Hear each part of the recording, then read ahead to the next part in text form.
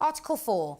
So I'm going to talk to you very briefly about Article 4. It is in our area here. There's not many HMO landlords in the room, or so you think. So let's just quickly talk about HMOs. Article 4, for those that don't know, Article 4 is a requirement of planning permission, okay? So firstly, what is a HMO? Most people think a HMO is that whereby rooms are rented out individually to tenants on an individual room basis. It's not. It's any tenancy that has 3 or more people that are non-related making up 2 or more households. This is why I say, are you a HMO landlord? Most people will go, no, I'm not a HMO landlord. I rent a property, just a single let property. But actually, you could be a HMO landlord and not even know it. So if you've got 2 couples renting, you are a HMO landlord. If they are renting the same property, you are a HMO landlord because they are 2 couples, which is 3 or more people making up 2 or more households. If you are renting to 3 friends, this happens very, very regularly. You are a HMO landlord because they are non-related and they make up 3 households. And if you have a couple and a friend renting, in the Eastern European community, a lot of the couples bulk together, or there'll be a couple and a friend.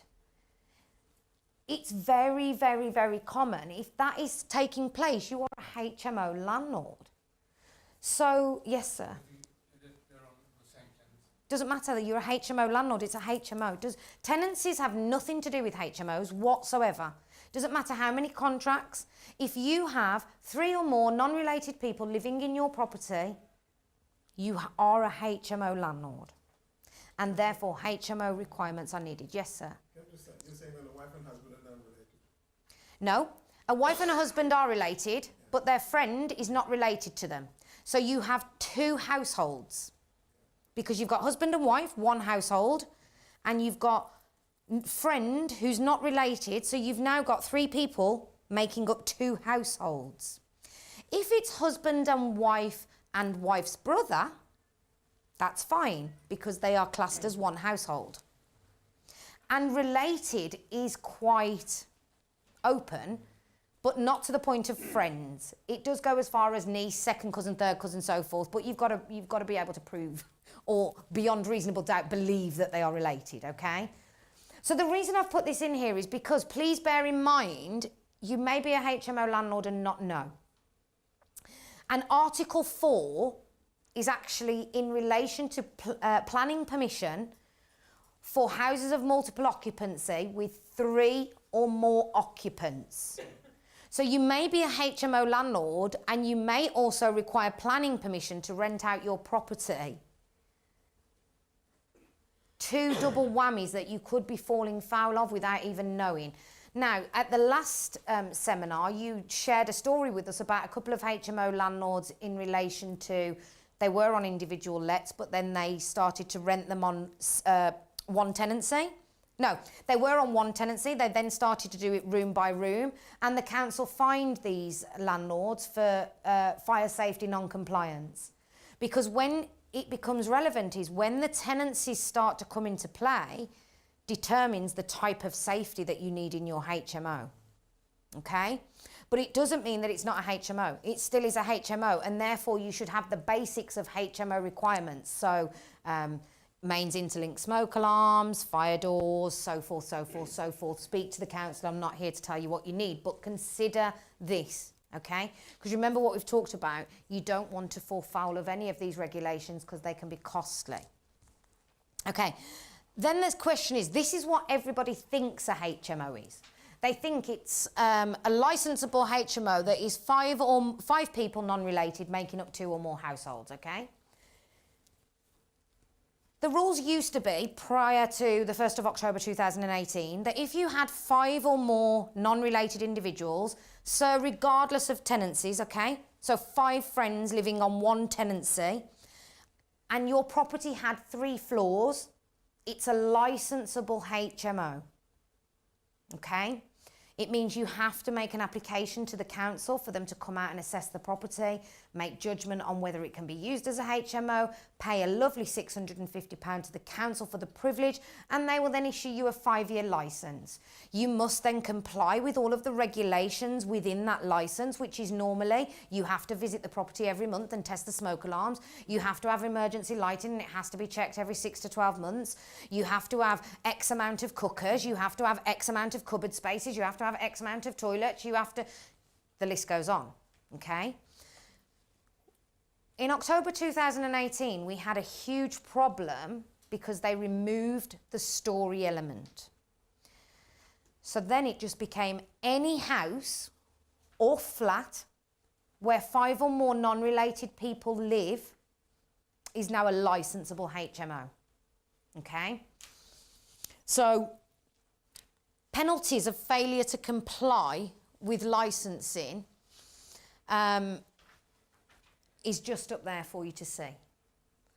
£30,000 fine for failure to comply with licensing. A rent repayment order for the period of time that your property was without a licence. If you've got 6 tenants, the average room rent in Wolverhampton, it can be 300 if they're small or not great, right up to 550 we've got rooms that rent out at. You imagine you're getting in 3.5, 4 grand a month on that HMO and you haven't had a licence for 12 months. You're looking 40, 50 grand rent paid back, plus you're looking at the £30,000 fine. Licensing is so important to comply. If there's one piece of legislation I can tell you to comply with, it's licensing requirements. It's a criminal offence, it's a housing offence, it hosts huge penalties for failure to comply. It is the one piece of legislation I would say to you, comply with. You can actually think about, right, let's go back now. So, we go back to these 3 people, right? So, does anybody rent to 3 people? Yeah. What is the family makeup? Actually, they are related. A married couple with a brother. Okay, so let's say it was married couple and a friend. Let's just go down that line, okay? So, married couple have a baby. Bless their little souls, okay? And the friend gets a girlfriend. And they all move into the house. So you have now got 5 people, because remember, it doesn't say 5 tenants, it says 5 occupiers. You now have a licensable HMO, and you would fall foul of licensing requirements. So what I'm saying to you landlords in this room, complying with something at the start of a tenancy, particularly those that have long-term tenants, is fantastic. How are you ensuring that the compliance is being continued throughout that tenancy? Are you regularly inspecting? Are you seeing who's in that property? Are you checking for evidence of other people living there? Because you actually have a responsibility to do so. And if you are not doing this, you are likely to fall foul of several different regulations. You could have an HMO licensable that you don't know about. And from an immigration point of view as well, how can you be sure that every occupier within your property has the right to rent if you don't know who's in there? When we do inspections now, 10 years ago, we used to go and do an inspection. It used to be like, oh, hello, Mr. Landlord, how are you? You know, have a little coffee with them, check that they're looking after the place, check there's no cannabis farms going on, check that, you know, they're not decorated it in purple and red and all. We just have a chat and we have a little look round. Is there any maintenance you need me to tell the landlord about? Now, we go in and we're like Inspector Clouseau. We're like, right, how many toothbrushes are in the toilet, in the toothbrush holder? And we open the, quick look, open the coat cupboard. Is there any men's stuff in there? This is a female tenant. We literally have to now identify and document. So you might be doing inspections. Where are you recording it? Where are you putting that information? Where, when immigration turn up at your door and say, I want you to prove to me and show me your due diligence that you could not have known that this was full of 13 Chinese illegal, poor, modern-day slavery tenants. Well, I went round there, last week on Friday night. You've got no evidence, you've got no due diligence. So for those that do, I know your tenants do stay long-term, maybe not 27 years, but, they are long-standing tenants. I know some of yours do. Don't think just because they're there and they're quiet and everything's okay and the rent's coming in every day that your job's done. You still need to make sure you're on top of all of these things and making sure. And in fact, the quietest tenants are sometimes the ones to be worried about. Because if somebody is growing a cannabis farm in your property, do you think they're going to pay the rent to you every month on time? Of course they are, because they don't want you going around asking for rent. Do you think they're going to report any maintenance problems? No, because they don't want you coming to fix the boiler. There's a big bloody cannabis farm growing upstairs. They want you as far away from that property as possible. They don't want you there. And it will be the same if a tenant has taken a property from you and is subletting it as an illegal HMO. That goes on huge in this industry. Companies will come to you, oh, I'll take that house off you, and then what he does is he goes and sublets it as a HMO. It's called rent to rent. That's what it's called. It's rent to rent, okay? But unfortunately, whether you knew about it or not, if you've not got your due diligence, you are the responsible one, not the person that's done it, okay? So, like I said at the bottom, many landlords are HMO landlords without knowing. Take this into consideration. Please think about it. If unsure, we have a fantastic HMO department, I have to say, a lady called Maria Harley who is extremely helpful, and, you know, please give the council a call. If in doubt, just ask them.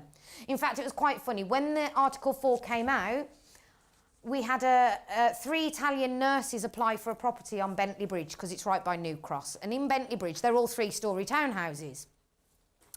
So I was like, rang up the council, I said, oh, hi, you know, it's after September the 14th and we're looking at moving 3 nurses into the property. This means we have to apply for planning permission. No, you don't be so silly. You don't need planning permission. They're related. I said, they're not related. They're all friends. But they all work at the same place and they'll all work the same shifts and they all live together. They're related. You don't need planning permission. I said, okay, could you just confirm that via email, please? And I sent her an email and I asked her to confirm back to me that I didn't need planning permission, and that's what we did. So she's wrong. She actually read it out to me, the guidance, because obviously it's new, they didn't know neither. She read it out to me. If there are 3 or more non-related individuals, this will be now classed as a HMO and you need to apply for planning permission. No, you don't need it, she said. So just check with the councils, check if you're unsure, make sure that you're not falling foul or compliant. Article 4 came in on the 14th of September 2017. There's prosecution for failure to comply. If in doubt, check. The penalties, again, are huge.